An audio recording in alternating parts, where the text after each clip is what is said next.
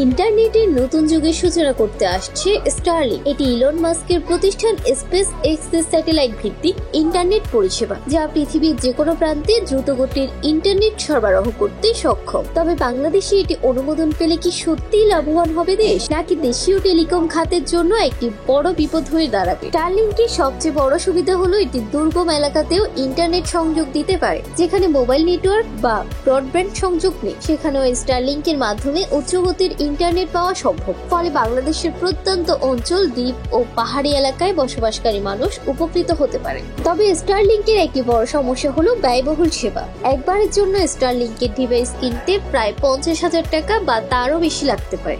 পাশাপাশি মাসিক খরচও প্রচলিত ব্রডব্যান্ডের তুলনায় অনেক বেশি, ফলে এটি সাধারণ মানুষের নাগালের বাইরে থাকতে পারে। বাংলাদেশ টেলিকম ব্রডব্যান্ড কোম্পানিগুলোর জন্য এটি হতে পারে একটি বড় চ্যালেঞ্জ। স্টারলিংক আসলে গ্রামীণফোন, রবি, বাংলালিংক, টেলিটক কিংবা ব্রডব্যান্ড অপারেটরদের ব্যবসা মারাত্মক ক্ষতির মুখে পড়তে পারে। কারণ মানুষ যদি স্যাটেলাইট ইন্টারনেট পেয়ে যায়, তাহলে তার মোবাইল ডাটা বা ব্রডব্যান্ড ব্যবহার কমিয়ে দিতে পারে। নিরাপত্তা ও তথ্য সুরক্ষার বিষয়টিও গুরুত্বপূর্ণ।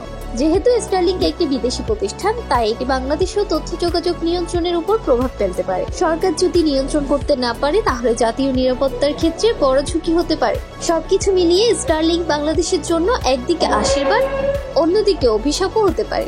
যদি এটি সাশ্রয়ী দামে আসে এবং সরকারি নিয়ন্ত্রণে থাকে, তাহলে এটি দেশের জন্য নতুন সম্ভাবনার দুয়ার খুলবে। কিন্তু যদি এটি দেশীয় টেলিকম খাতকে ধ্বংস করে দেয়, তাহলে দীর্ঘমেয়াদী ক্ষতিই বেশি হবে। এখন দেখার বিষয় বাংলাদেশ সরকার এ বিষয়ে কি সিদ্ধান্ত নেয়।